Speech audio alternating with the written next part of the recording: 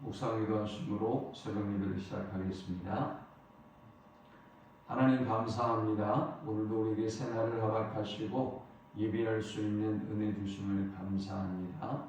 오늘 이 하루도 주께만 영광 돌리는 하루, 주님과 동행하는 하루, 또 주님을 기쁘시게 하는 하루가 되도록 인도하여 주옵소서.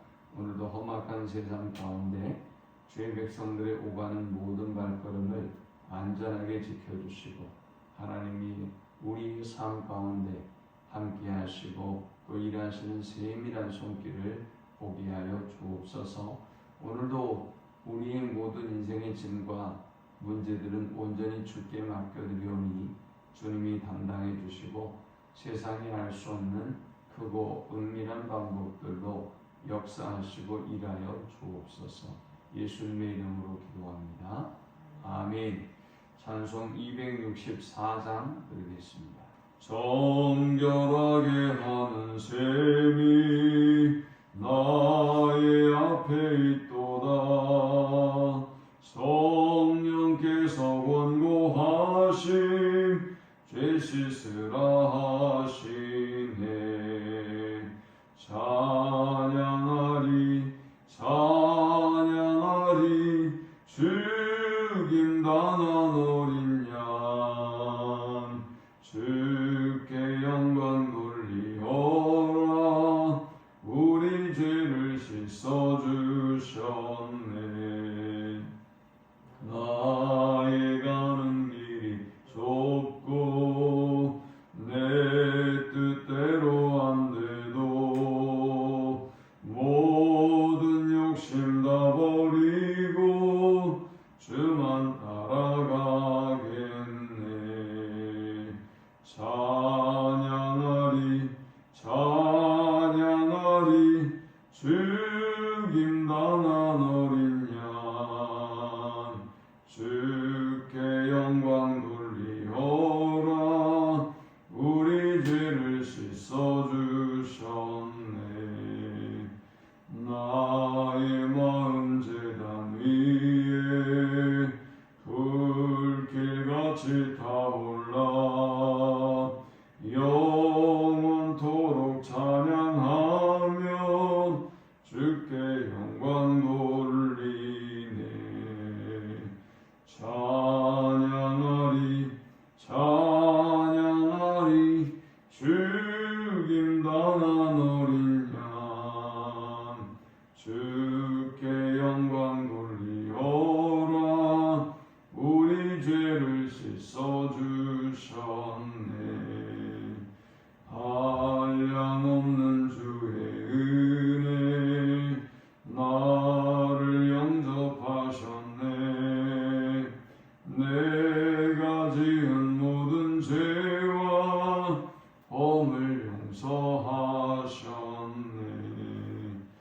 찬양하리 찬양하리 죽임당한 어린 양 주께 영광 돌리어라. 우리 죄를 씻어주셨네. 성부 하나님께 영광, 성자 예수께 영광, 성령님께 또한 영광 모두 돌려드리세. 찬양하리 찬양하리 죽임당한 어린 양 주께 영광 돌리어라. 우리 죄를 씻어주셨네. 아멘. 오늘 이 시간에 주시는 살아계신 하나님의 말씀은 구약성경 욥기 31장 24절에서 40절의 말씀입니다. 만일 내가 내 소망을 금에다 두고 순금에게 너는 내 의뢰하는 바라 하였다면, 만일 재물의 풍부함과 손으로 얻은 것이 많음으로 기뻐하였다면, 만일 해가 빛남과 달이 밝게 뜬 것을 보고 내 마음이 슬며시 유혹되어 내 손에 입 맞추었다면 그것도 재판에 회고할 죄악이니 내가 그리하였으면 위에 계신 하나님을 속이는 것이리라. 내가 언제 나를 미워하는 자의 멸망을 기뻐하고 그가 재난을 당함으로 즐거워하였던가. 실상 나는 그가 죽기를 구하는 말로 그의 생명을 저주하여 내 입이 범죄하게 하지 아니하였노라. 내 장막 사람들은 주인의 고기에 배부르지 않는 자가 어디 있느냐 하지 아니하였는가. 실상은 나그네가 거리에서 자지 아니하도록 나는 행인에게 내 문을 열어주었노라. 내가 언제 다른 사람처럼 내 악행을 숨긴 일이 있거나 나의 죄악을 나의 품에 감추었으며 내가 언제 큰 무리와 여러 종족의 수모가 두려워서 대문 밖으로 나가지 못하고 잠잠하였답니다. 누구든지 나의 변명을 들어다오 나의 소명이 여기 있으니 전능자가 내게 대답하시기를 바라노라. 나를 고발하는 자가 있다면 그에게 고소장을 쓰게 하라. 내가 그것을 어깨에 매기도 하고 왕관처럼 머리에 쓰기도 하리라. 내 걸음의 수요를 그에게 알리고 왕족처럼 그를 가까이 하였으리라. 만일 내 밭이 나를 향하여 부르짖고 밭이랑이 함께 울었다면 만일 내가 값을 내지 않고 그 소출을 먹고 그 소유주가 생명을 잃게 하였다면 밀 대신에 가시나 한 번 하고 보리 대신에 독보리가 나는 것이 마땅하니라 하고 욥의 말이 그치니라. 아멘. 욥은 자신의 무죄함을 주장하면서 지난 시간에 자신이 무죄하다고 주장할 수 있는 자신이 쫓았던 믿음에 대해서 세 가지로 설명했습니다. 먼저 자신은 자신의 삶을 감찰하시는 하나님을 의식하는 믿음으로 살았다는 것이죠. 하나님께서 자신의 길을 세밀하게 4절에 보면 그가 내 길을 살피지 아니하시느냐 내 걸음을 다 세지 아니하시느냐. 하나님께서 자신의 발걸음을 다 헤아리시고 세고 계신다고 살았기 때문에 그는 하나님 앞에 경건한 삶을 쫓아 살 수 있었다라고 주장했습니다. 두 번째 그가 쫓는 믿음은 심판을 두려워하는 믿음이었습니다. 언젠가 하나님의 심판대 앞에 설 날이 있을 것이기 때문에 항상 그것을 생각하며 살았다는 것이죠. 14절에 보니까 하나님이 일어나실 때 내가 어떻게 하겠느냐, 하나님이 심판하실 때 내가 무엇이라 대답하겠느냐 했습니다. 세 번째 그의 믿음은 하나님을 경외하는 믿음이었습니다. 하나님을 두려워하는 믿음이었죠. 23절에 보니까 나는 하나님의 재앙을 심히 두려워하고 그의 위험으로 말미암아 그런 일을 할 수 없느니라. 하나님을 두려워했어요.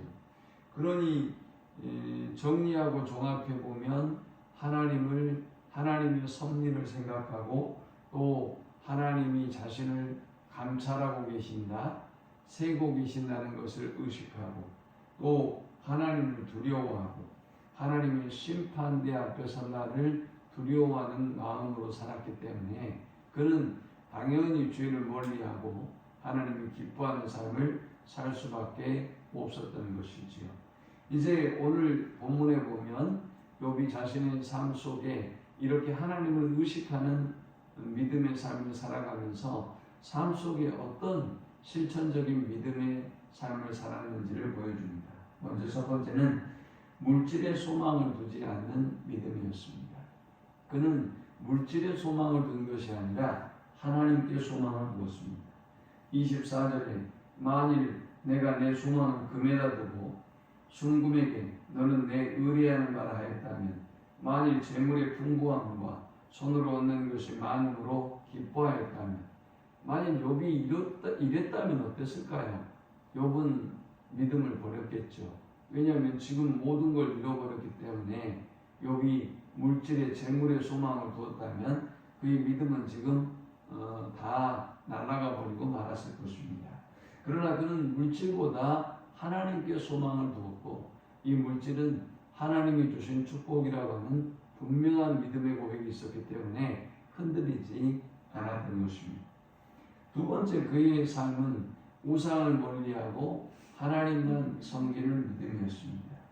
26절에 만일 해가 빛남과 달이 밝게 뜬 것을 보고 내 마음이 슬며시 유혹되어 내 손을 입맞췄다면, 여기 해, 달은 상징이에요.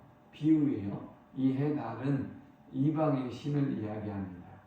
그가 만일 이방의 신들에게 마음을 빼앗기고 유혹을 받아서 그 이방의 신의 손에 입맞추었다면 그 말이에요. 자, 그렇다면 어떻게 될 거라고 그는 생각하고 있습니까? 28절에 그것도 재판에 회부할 죄악이니 내가 그리하였으면 위에 계신 하나님을 속이는 것이라. 이렇게 자신이 우상에 미혹되고 그리고 우상을 숭배하게 되면 하나님의 심판을 받을 것이라는 믿음이 있었기 때문에 그는 우상을 멀리하는 하나님만 섬기는 믿음의 길을 걸었던 것입니다.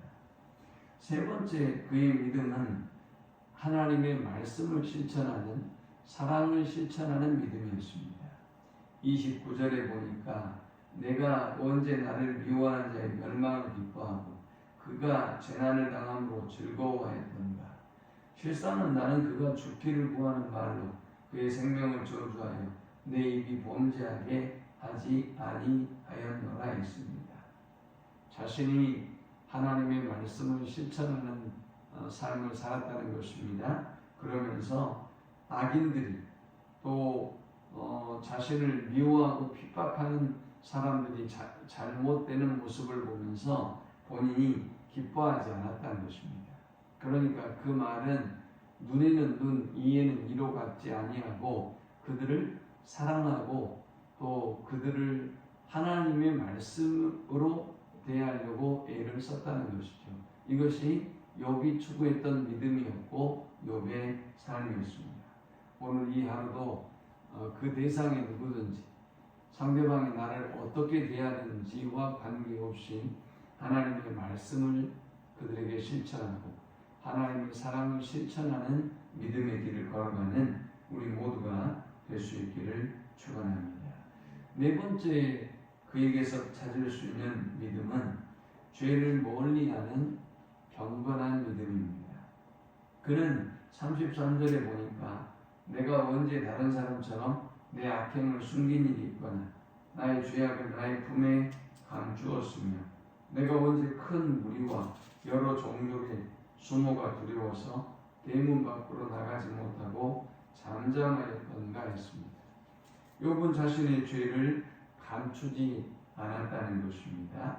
욥은 다른 사람들에게 수모를 당하는 일이 두려워서, 즉 이건 이제 그가 죄로 인하여 다른 사람들과 어떤 인간관계가 얽히게 되었던 걸 의미하는 거예요. 우리가 죄를 범하면 원수가 많아지고 또 불편한 관계에 있는 사람들이 많아지잖아요. 그래서 사람들이 두려워서 대문 밖에 나가지 못하는 그런 경우가 생긴다는 것이죠. 그러나 욥은 그런 일이 없다는 거예요. 담대하게 사람들 앞에 나아갈 수 있는 떳떳한 사람들이다라는 것입니다. 사람이다라는 것입니다. 35절에는 보니까 누구든지 나의 변명을 들어다오 나의 서명이 여기 있으니 전능자가 내게 대답하시기를 바라노라. 나를 고발하는 자가 있다면 그에게 고소장을 쓰게 하라. 인간이 제일 이렇게 받지 말아야 될 게 고소장.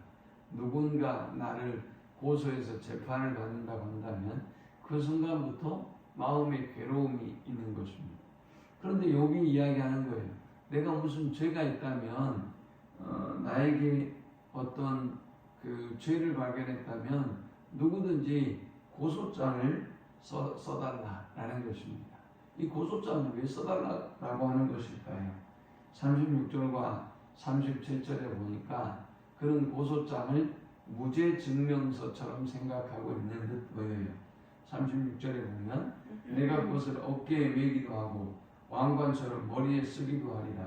내 걸음의 수요를 그에게 알리고 왕족처럼 그를 가까이 하였으리라 했어요. 자, 고소장을 써서 줬는데 죄가 없어요. 죄가 욥이.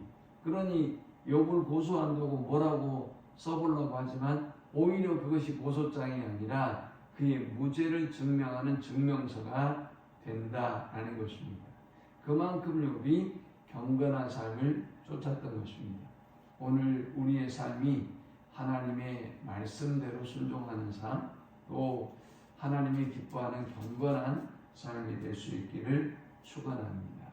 38절에 보면 만일 내 밭이 나를 향하여 부르짖고 밭 이랑이 함께 울었다면, 만일 내가 값을 내지 않고 그 소출을 먹고 그 소유주가 생명을 잃게 하였다면, 밀 대신에 가시나무가 나고 보리 대신에 독보리가 나는 것이 마땅하니라 하고 욥의 말이 그치니라. 이 38절부터 40절의 말씀은 자신이 어떤 부당한 요구를 하거나 소장농에게 임금을 주지 않거나 이런 일이 없다는 것입니다. 그래서 만일 그런 일이 있다고 한다면 자기가 자진해서 하나님의 저주를 받겠다라고 자신의 결백을 주장하는 것입니다.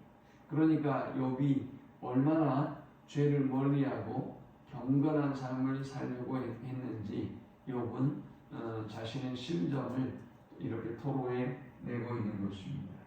오늘 본문에서 욥이 쫓았던 네 가지의 삶, 믿음에 대해서 살펴봤어요. 그는 물질에 소망을 두지 않았습니다. 하나님께 소망을 두는 믿음이었습니다. 그는 우상을 바라보지 아니하고 하나님만 섬기는 믿음을 쫓았습니다. 세 번째, 하나님의 말씀대로 사랑을 실천하는 믿음을 쫓았습니다. 네 번째, 죄를 멀리하는 경건한 삶, 경건한 믿음의 길을 걸었습니다. 오늘 우리도 욥처럼 하나님의 말씀을 쫓고 경건을 쫓고 하나님 기뻐하는 삶을 쫓아가는 우리 모두가 되실 수 있기를 축원합니다. 하나님 감사합니다. 귀한 말씀을 통해서 은혜 받고 깨닫습니다. 우리의 믿음이 결코 흔들리지 아니하도록 감찰하시고 세시는 하나님을 의식하며 살아가게 하시고 하나님의 심판을 생각하고 또 하나님을 두려워하는 믿음으로 살아가게 하여 주옵소서. 우리의 삶 속에 오직 하나님만 경외하고 말씀에 순종하고 또 사랑을 실천하는 삶을 살아가도록 주여 인도하여 주옵소서.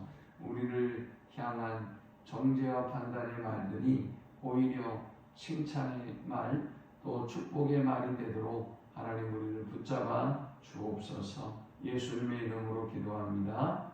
아멘.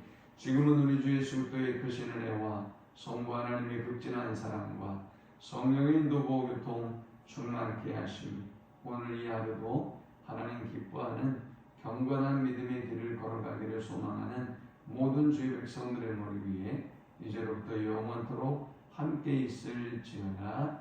아멘.